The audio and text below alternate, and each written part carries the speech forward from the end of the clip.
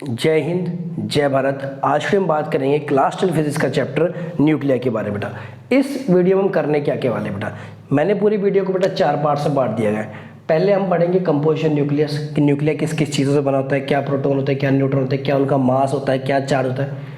दूसरा हम पढ़ेंगे बेटा मास डिफेक्ट क्या होता है, मास डिफेक्ट कैसे आता है, किस तरह से मास डिफेक्ट न्यूमेरिकल्स आते हैं। थर्ड हम पूरा करेंगे न्यूमेरिकल्स बेटा, और फोर्थ हमारा पार्ट है फिशन एंड फ्यूजन रिएक्शन को। ये एक वन शॉट वीडियो, इसमें आप पूरा जितने भी हमारे न्यूक्लियर के टॉपिक्स हैं सारे कंसेप्ट इसमें हमारे क्लियर हो जाएंगे, और जितने भी हमारे प्रीवियस ईयर क्वेश्चन है वो भी हम इसमें कवर कर देंगे। ठीक है, चलो बेटा स्टार्ट कर दें। सबसे पहले देखो रदरफोर्ड पे चलते हैं बेटा।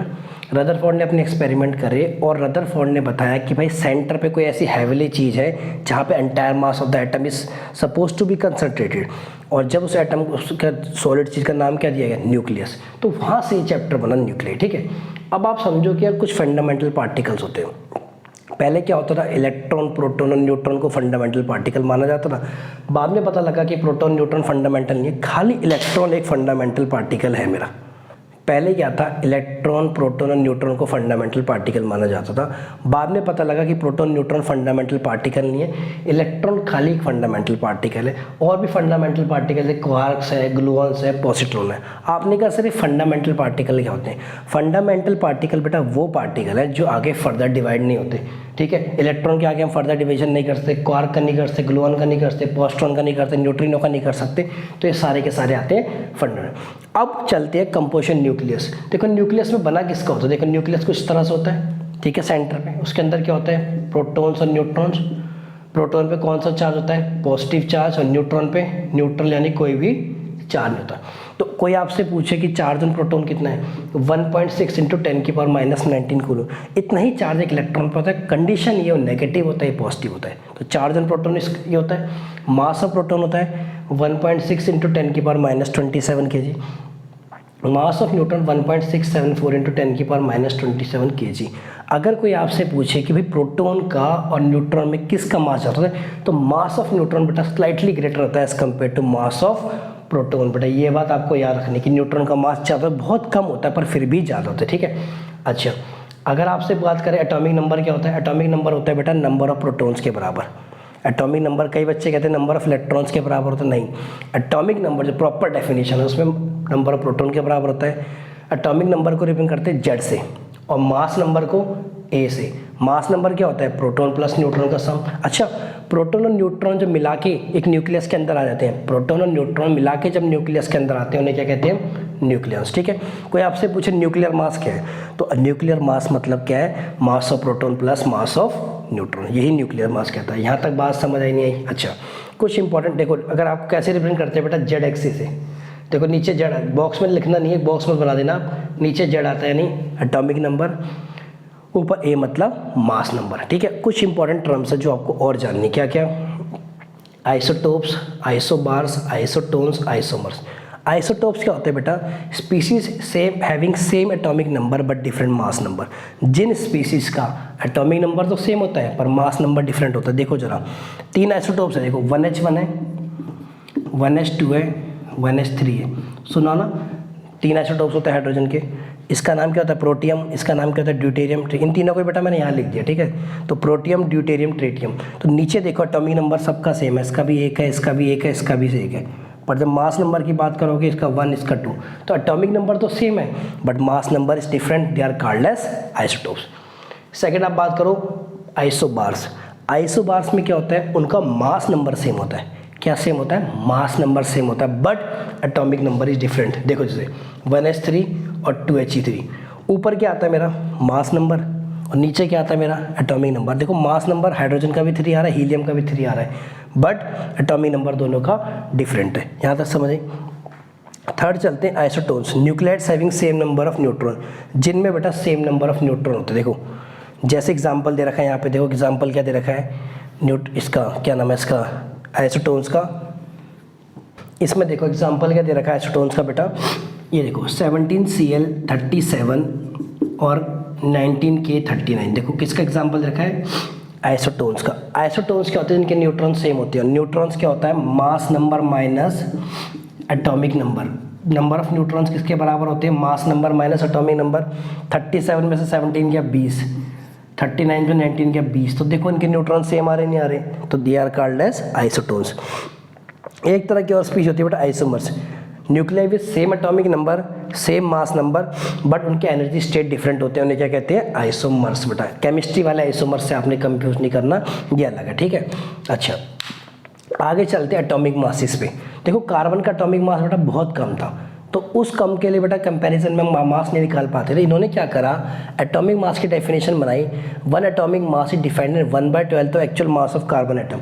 इन्होंने क्या करा, इन्होंने कहा कार्बन मान लो 12 कॉन्स्टिट्यूएंट से बना है, तो 12 कॉन्स्टिट्यूएंट का मास बराबर एक कार्बन एटम, तो एक का कितना होगा, एक कॉन्स्टिट्यूएंट का मास 1/12, तो वहाँ से इन्होंने बेटा सारे के सारे मासेस निकाल दिए। अब 1 AMU यानी एक एटॉमिक मास यूनिट किसके बराबर आता है 1.66056 है, 10⁻27 kg। आगे बेटा कुछ और यूनिट्स है एनर्जी की, जैसे इलेक्ट्रॉन वोल्ट आई, मिली इलेक्ट्रॉन वोल्ट आई। इलेक्ट्रॉन वोल्ट क्या होती है, एनर्जी एक्वायर्ड व्हेन इलेक्ट्रॉन, एक इलेक्ट्रॉन को कितनी एनर्जी मिलती है जब उस पर एक पोटेंशियल डिफरेंस लगाया जाए, कितने का 1 वोल्ट का। मतलब जब एक इलेक्ट्रॉन पे 1 वोल्ट का पोटेंशियल डिफरेंस लगाए तब उसके पास कितनी एनर्जी होती है, उसे कहते हैं इलेक्ट्रॉन वोल्ट। और बेटा ये बड़ा इंपॉर्टेंट है, 1 electron volt equal to 1.602 × 10⁻19 joule, यहाँ तक समझ आ गया। अच्छा और बड़ी यूनिट की बात करो तो मिली इलेक्ट्रॉन वोल्ट बेटा, और एक मिली इलेक्ट्रॉन वोल्ट में कितने होते हैं 10⁻6, तो जब इसी चीज़ को 10⁻6 से मल्टीप्लाई कर देंगे तो पावर कितनी आ गई 10⁻13 जूल। और अगर आपसे पूछें कि एक एटॉमिक मास यूनिट में कितने मिली इलेक्ट्रॉन होते हैं, तो ये 1 atomic mass unit equal to 931 milli electron volt. बहुत इंपॉर्टेंट रिलेशन है, आपको ये याद कर लेना है। नेक्स्ट मेरा टॉपिक है न्यूक्लियर साइज बेटा। एक न्यूक्लियस का साइज़ कितना होता है, देखा आपने कहा कि न्यूक्लियस होता तो है पर उसका साइज़ क्या होता है। अच्छा देखो कुछ न्यूक्लियस ऐसा दिखता है, और ये तो अगर मैं एक बात पूछूं, पहले मेरी बात सुनो, अगर मैं कहूँ कि जितना ज़्यादा वॉल्यूम होगा उतना ज़्यादा एटॉमिक मास होगा, किसी चीज़ का जितना ज़्यादा वॉल्यूम उतना ज़्यादा, ये तो कॉमन सी बात है। तो आपने कहा volume is directly proportional atomic mass, ठीक है। आपने कहा देखो न्यूक्लियस दिखता कैसा है, एक स्फीयर सा, और वॉल्यूम ऑफ स्फीयर देखो surface area and volume chapter में क्या होता है, वॉल्यूम ऑफ स्फीयर होता है 4/3 πr³। बात समझे, तो 4/3 πr³ डायरेक्टली प्रोपोर्शनल टू ए, यहाँ तक तो मेरा आ गया, ठीक है। 4/3 π तो मेरा कांस्टेंट है बेटा, तो इसका मतलब r³ डायरेक्टली प्रोपोर्शनल टू ए, इसका मतलब r directly proportional to a⁻1/3 है ना, जब भी पावर यहाँ बेटा 1 यहाँ से नहीं, ठीक है। जब ये साइन हटता है बेटा याद रखना, जब भी फिजिक्स और केमिस्ट्री में ये प्रोपोर्शनली कांस्टेंट हटता है तो एक कांस्टेंट आता है, तो r equal to r0 a⁻1/3। इस कांस्टेंट की वैल्यू होती है 1.2 फर्मी, याद रखना है इस कांस्टेंट की वैल्यू r0 ही होती है 1.2 फर्मी। दूसरी इंपॉर्टेंट बात याद रखनी, एक फर्मी में आपके 10⁻⁻15 मीटर होते हैं, ये बात याद रखिए, ठीक है। इस पूरे वैल्यू की गई तो r0 की वैल्यू क्या मिलेगी हमें, r0 की वैल्यू क्या मिलेगी बेटा 1.2 × 10⁻15, ये बात समझ गए। अच्छा एक बात देखो ना, अगर मान लो 2 न्यूक्लियस दे रखे हो, उनके 2 एटॉमिक मास दे रखे हो, तो क्या उनके रेडियस का रेशियो निकाल सकते हैं, निकाल सकते हैं, नहीं निकाल सकते बेटा। क्या करेंगे, एक को r1 मान लेंगे, दूसरे को r2 मान लेंगे, r0 से r0 कैंसिल, a1/2, तो ये फॉर्मूला है। तो अगर 2 न्यूक्लियस के एटॉमिक मास का मुझे रेशियो दे रखा है तो उनके बेटा रेडियस भी मैं निकालता हूँ, ठीक है। क्वेश्चन देखते जो प्रीवियस ईयर में आया था, what is the radius of nucleus of 29Cu64। आपको ध्यान देने वाली बात क्या है, ऊपर वाला क्या होता है मेरा एटॉमिक मास यानी A होता है, तो एटॉमिक मास 64 आ गया, ठीक है। आपसे रेडियस पूछा, आपने कहा सर फॉर्मूला लगा दिया r equal to r0 a⁻1/3 लगा दो भाई, r equal to r0 a की, r0 की वैल्यू मैंने अभी बताई कि कितनी होती है 1.2 फर्मी यानी 1.2 × 10⁻15, ठीक है। a की वैल्यू 64 थी, तो 64 की पावर 1/3। अच्छा देखना बेटा 64 की पावर 1/3 को कैसे लिखते हैं, 4 की पावर 3 × 1/3 लिख सकते हैं, लिखते हैं, वही तो लिखा मैंने, 3 से 3 कट गया तो आ गया कितना 4, और जब इसको मल्टीप्लाई करेंगे तो r की वैल्यू कितनी आएगी मेरी 4.8 × 10⁻15। यहाँ तक समझ आ गया, ठीक है। नेक्स्ट क्वेश्चन है बेटा, इसको रब कर दूँ, ठीक है, सर रब करते हैं। What is the ratio of nuclear radius of दो, देखो 2 आपको दे रखे, कौन कौन से, एक दे रखा है 29Cu64 और दूसरा दे रखा है बेटा 13Al27। आपको क्या निकालने हैं, रेशियो निकालना है, रेशियो ऑफ न्यूक्लियर। तो R1 पे फॉर्मूला लगाना चला जाला, R1/R2 इक्वल टू A1/A2 की पावर 1/3, हाँ कि ना। A1 की वैल्यू कितनी है 64, A2 की वैल्यू 27 की 1/3, बेटा यही सॉल्यूशन करो जो सॉल्यूशन यहाँ करा है, यहाँ पर के दिखा रहा हूँ, ठीक है। अच्छा, R1/R2 की वैल्यू के बराबर आ गई, ठीक है। अब इसको सॉल्व करो तो कैसे, क्या इसको 4 का क्यूब लिखता हूँ, नीचे को 3 का क्यूब लिखता हूँ 1/3, क्या इसको ऐसे लिखता हूँ 4/3 का होल क्यूब, भाई इसका भी क्यूब है इसका भी, इंटू 1/3, तो कितना आ गया बेटा 4/3, ठीक है। बात समझ आ गई, यहाँ तक तो कोई दिक्कत नहीं, दो न्यूमेरिकल हमने अच्छे से कर भी लिए। अब चलते हैं कि न्यूक्लियर डेंसिटी पे कैसे फ़र्क पड़ता है। देखो न्यूक्लियर डेंसिटी बेटा, न्यूक्लियर डेंसिटी मतलब न्यूक्लियस की डेंसिटी। आप मुझे बताओ डेंसिटी का फॉर्मूला क्या होता है। आपने कहा sir density mass by volume होती है, ठीक है। क्या कैपिटल एम को मैं स्मॉल एम इंटू ए लिख दूँ। ए क्या है मेरा एटॉमिक मास जिसका भी निकालना है, जिसका न्यूक्लियस का। स्मॉल एम क्या है, एक एवरेज मास एक न्यूक्लियन का। बात समझे, प्रोटॉन प्लस न्यूट्रॉन को मिला के बनता है न्यूक्लियन, एक न्यूक्लियन का एवरेज मास स्मॉल एम ले, यहाँ तक कोई दिक्कत, ठीक है। तो एम इंटू ए, वॉल्यूम आपको पता है 4/3। आप सडनली आपको याद आया सर आर तो R0 ए की पावर 1/3 होता है, तो आपने इसको सेकंड मान लिया, सेकंड की वैल्यू फर्स्ट में पुट कर दी, तो क्या आएगा m इंटू ए 4/3 पाई R0 ए की पावर 1/3, ठीक है बेटा। अब एक बात देखो, जब यहाँ से करोगे तो यहाँ से R0 का क्यूब आ जाएगा, ये कट जाएगा, तो R0 क्यूब ए, ये ए और ये कट जाएगा, तो डेंसिटी मेरी क्या आएगी m/4/3 पाई R0। ये बात समझ क्यों, तो डेंसिटी मेरी आएगी स्मॉल m/4/3 पाई R0। अब एक बात देखो क्या कि कहीं भी फॉर्मूले में बेटा ए नहीं आ रहा है, यानी एटॉमिक मास। इसका मतलब डेंसिटी यानी rho is independent of atomic mass A, dependent of atomic mass A, क्योंकि फॉर्मूले में कहीं नहीं आ रहा। अगर कोई आपसे बोले ग्राफ प्लॉट करने के लिए तो इंडिपेंडेंट का मतलब क्या होता है, देखो यहाँ डेंसिटी रख लो, यहाँ ये कांस्टेंट लाइन आती है, तो देखो nuclear density is same for all nucleus. Next हमारा टॉपिक है मास डिफेक्ट। बेटा मास डिफेक्ट क्या कहता है कि मान लो एक जो न्यूक्लियस का मास है, देखो न्यूक्लियस किससे मिलके बनाता है, प्रोटॉन प्लस न्यूट्रॉन, तो कह रहे जो न्यूक्लियस का मास है, अगर इंडिविजुअल मास देखा जाए, इनको अलग कर दूं, प्रोटॉन को अलग कर दूं, न्यूट्रॉन को अलग कर दूं, उनके मास को कंबाइन करूं और न्यूक्लियस के मास को देखूं, तो दोनों में फ़र्क आएगा। हालांकि ऐसा होना तो नहीं चाहिए यार, क्योंकि उसी प्रोटॉन उसी न्यूट्रॉन से मिला के न्यूक्लियस बना है, तो जब उनको अलग अलग कर दिया जाता है तो कि मास चेंज है, इसी चेंज ऑफ मास को कहते हैं बेटा मास डिफेक्ट। डेफिनेशन जो आपको लिख के लानी है, difference between the rest mass of a nucleus and the sum of rest mass of constant nucleons. Nucleons का मतलब मैंने बता दिया, proton plus neutron is called mass defect. एक सिंपल सा फॉर्मूला है, डेल्टा एम है बेटा mass defect, the change in mass ZMP plus A minus ZMN minus M। ZMP क्या है, Z क्या नंबर ऑफ प्रोटॉन्स, M क्या है बेटा मास of proton, A minus Z क्या है भाई mass number minus atomic number क्या होता है न्यूट्रॉन्स, Mn क्या है मास ऑफ न्यूट्रॉन्स, और स्मॉल m क्या है actual mass of nucleus, real में एक्चुअल मास कितना था न्यूक्लियस का। ये बात समझ आ गई।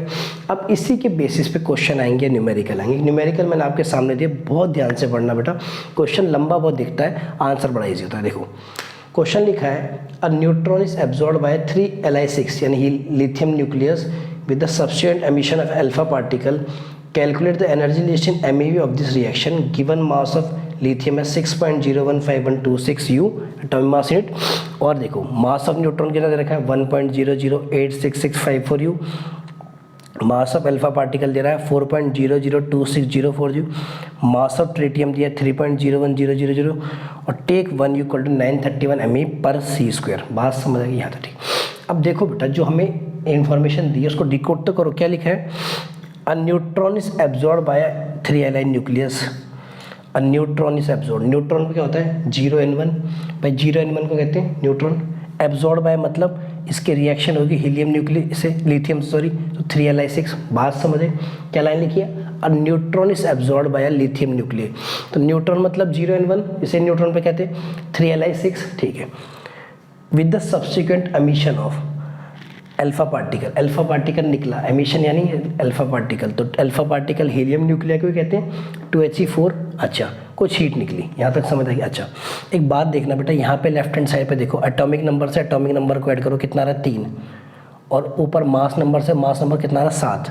अगर मेरे पास ये नहीं होता तो मेरे पास कितना था 2 और 4, नीचे 3 बनाने के लिए क्या लिखेंगे 1 और 7 बनाने के लिए 3, तो 1s3 आ गया। ये बात समझ आ गई हिडन कैसे करा।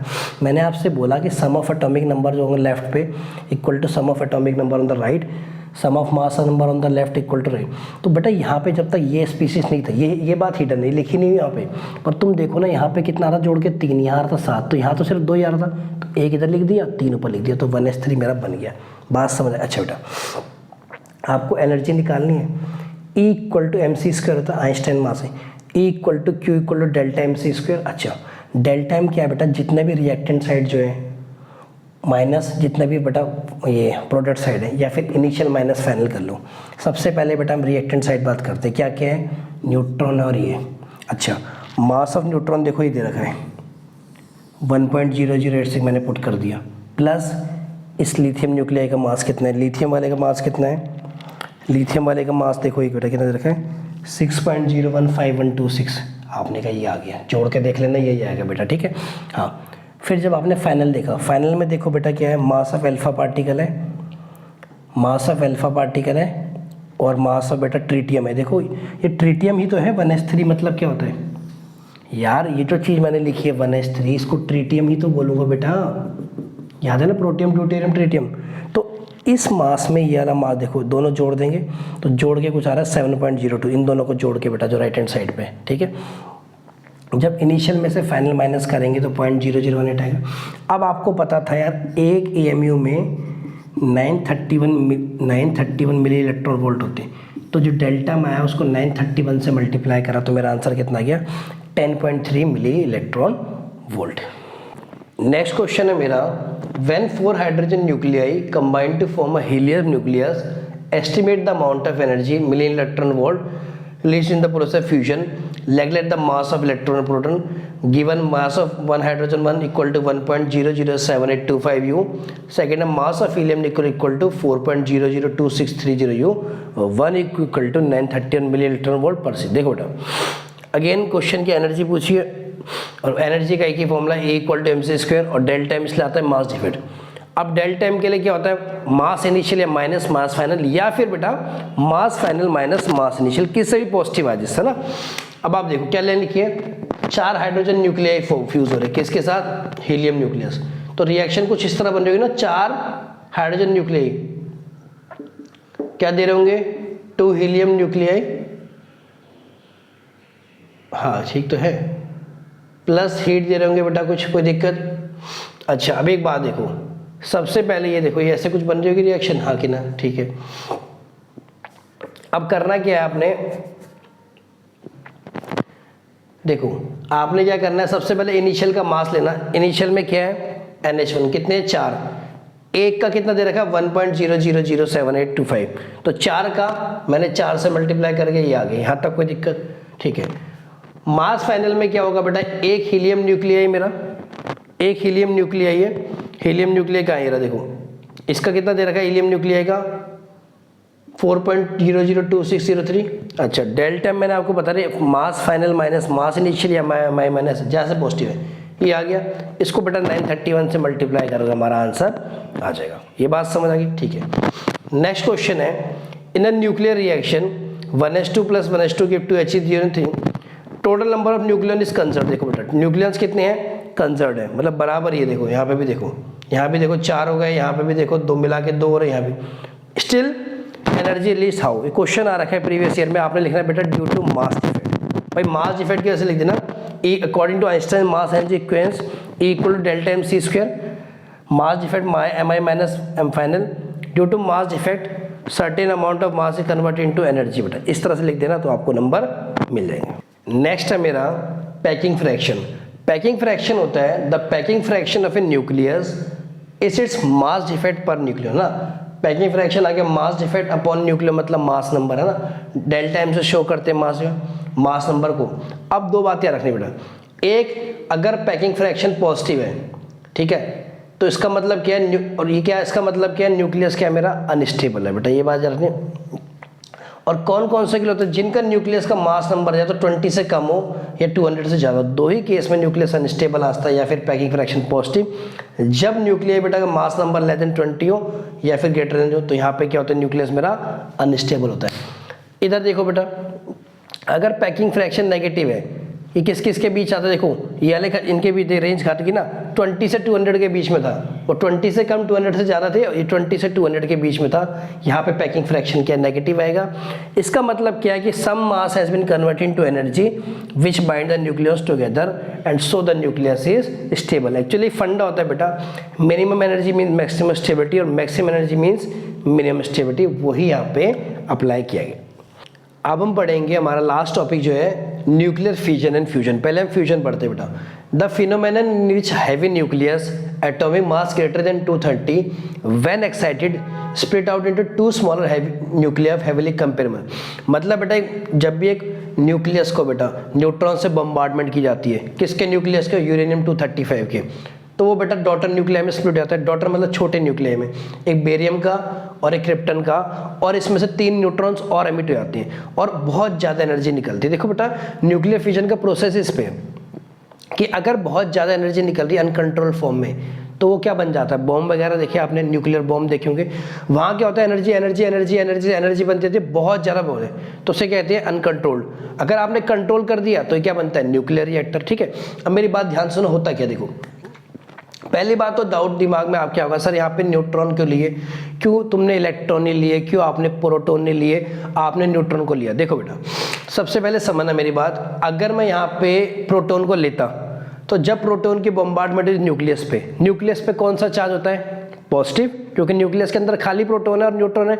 न्यूट्रॉन पे कोई चार्ज नहीं है, प्रोटॉन पे पॉजिटिव है, प्रोटॉन पे पॉजिटिव, न्यूक्लियस पे पॉजिटिव, पॉजिटिव रेपल करेंगे तो बम्बार्डमेंट तो अच्छे से हो ही नहीं पाएगी। ये रीजन समझ आइए।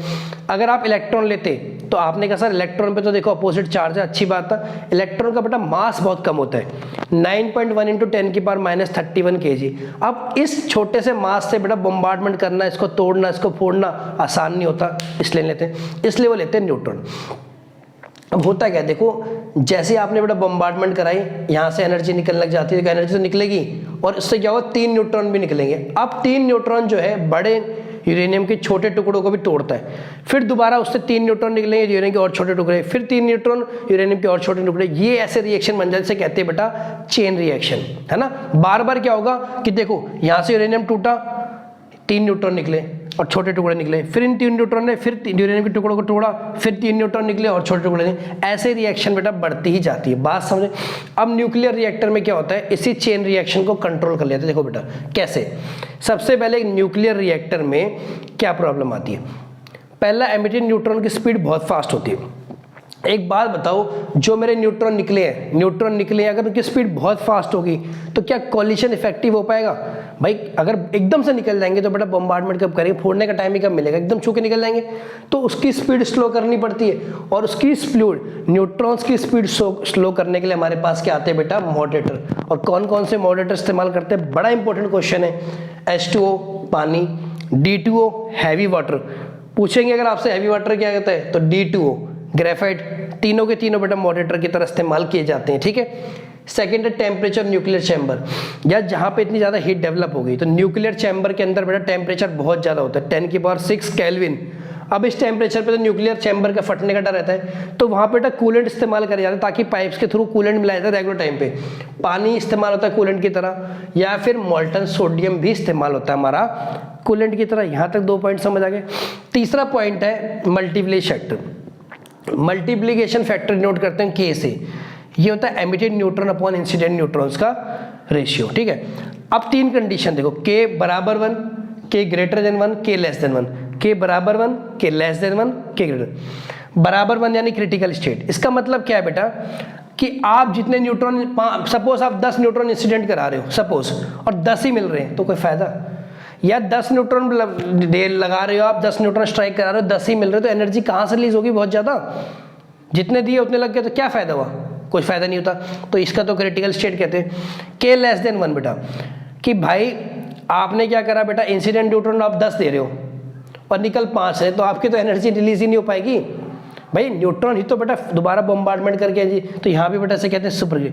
अब K ग्रेटर देन का मतलब कि इंसिडेंट न्यूट्रॉन्स आप दे रहे हो बेटा, मान लो आप 10 दे रहे हो और एमिट निकल रहे हैं 25-30। अब यहाँ पे देखो एनर्जी तो ज़्यादा मिले नो डाउट, बट एनर्जी ज़्यादा मिले तो कंडीशन ये भी तो है बेटा कि एनर्जी आउट ऑफ कंट्रोल जाए। तो इस एनर्जी को आउट ऑफ कंट्रोल ना होने के लिए आप क्या करोगे, आपको यार जो बहुत ज़्यादा न्यूट्रॉन फालतू निकल रहे हैं ना, उनको हम एब्जॉर्ब करा दें। इस पर्पस के लिए बेटा कैडमियम एंड बोरॉन रोड्स आती है। कौन सी रोड्स आती है पूछते हैं, what is the function of cadmium and boron rods in nuclear reactor? They are used to absorb excess neutron. Moderator का क्या काम है बेटा? न्यूट्रॉन की स्पीड कम करना। इसका कूलेंट का क्या काम है? टेम्परेचर लो करना। लास्ट है हमारा न्यूक्लियर फ्यूजन। न्यूक्लियर फ्यूजन में क्या था बेटा? एक बड़ा न्यूक्लियस दो छोटा न्यूक्लियस में स्प्लिट होगा, जिसे हमने कहा था डॉटर न्यूक्लियर। यहाँ उल्टा होगा, फ्यूजन मतलब जोड़ना। दो देखो, टू लाइट न्यूक्लियर कंबाइन होंगे और बड़ा हैवी न्यूक्लियस बनाएंगे at excessively high temperature. Example देखो बेटा, 1H1 प्लस 1H1 मिला के ये बनाया, ड्यूट्रॉन बनाया, एनर्जी निकली 0.42 MeV। यहीं देखो बेटा 1H2 प्लस 1H2 मिला के हीलियम न्यूक्लियर बनाया, प्लस न्यूट्रॉन निकले प्लस एनर्जी। यहाँ देखो दो न्यूट्रॉन बेटा हाइड्रोजन का बनाया, ट्रिटियम बनाया और एनर्जी निकली। बहुत ज़्यादा नहीं है बेटा इस न्यूक्लियर फ्यूजन में, ना ही इससे बहुत ज़्यादा क्वेश्चन कभी आए हैं। तो इस वीडियो बेटा हम करेंगे इतना ही। इससे आगे मिलते हैं नेक्स्ट वीडियो में। जय हिंद, जय भारत।